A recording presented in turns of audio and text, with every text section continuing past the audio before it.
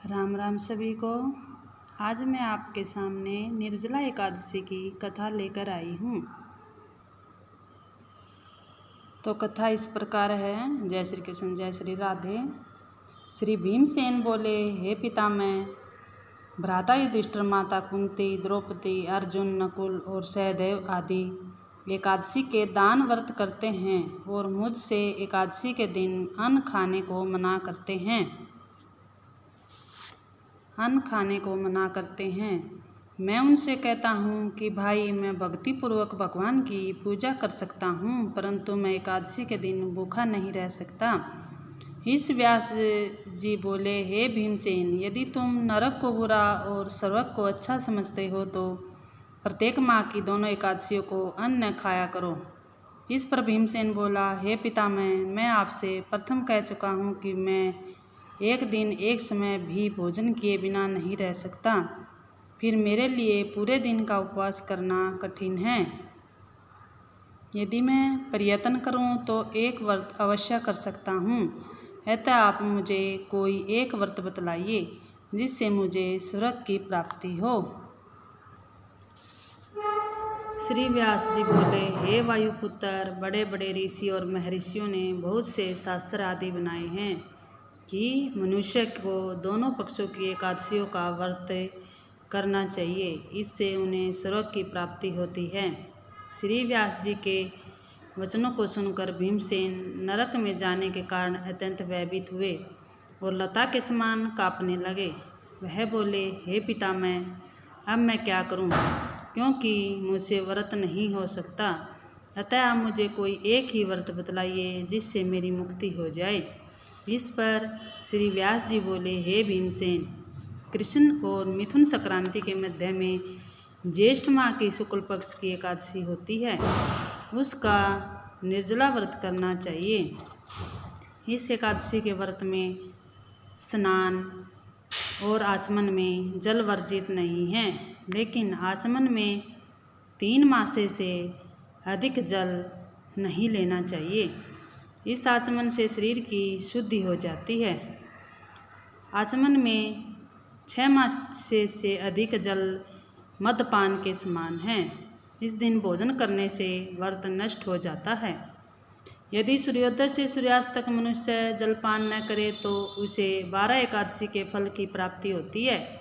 द्वादशी के दिन सूर्योदय से पहले ही उठना चाहिए और स्नान करके ब्राह्मण को यथा योग्य दान देना चाहिए।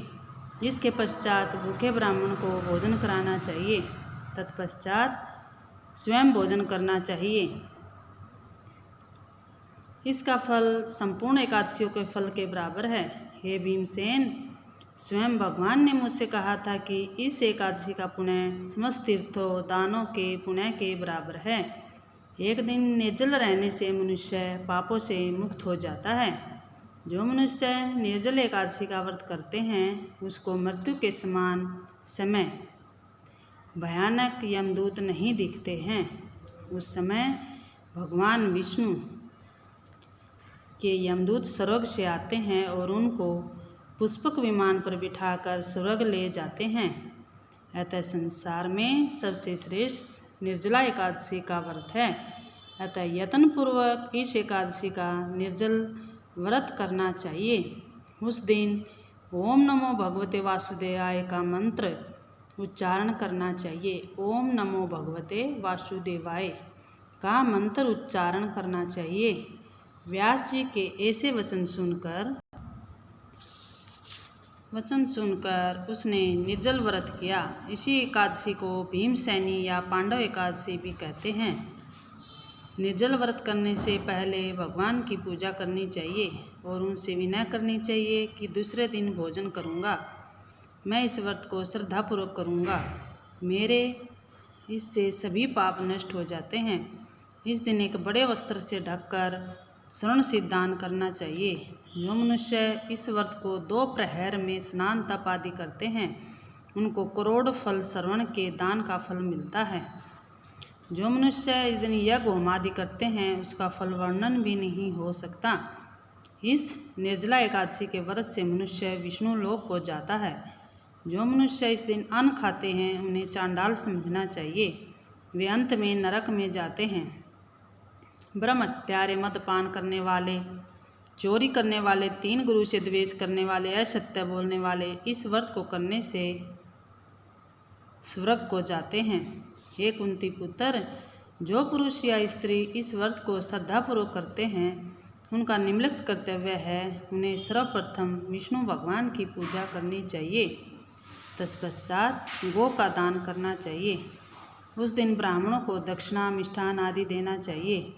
निर्जला के दिन अन्न, वस्त्र, छत्र, पान्य आदि का दान करना चाहिए। जो मनुष्य इस कथा को प्रेम पूर्वक सुनते हैं व पढ़ते हैं उनको स्वर्ग की प्राप्ति होती है। बोलिए विष्णु भगवान की जय हो। तो दोस्तों, ये थी निर्जला एकादशी कथा। इसके नियम के बारे में मैं आपको नेक्स्ट वीडियो में बताऊंगी। धन्यवाद।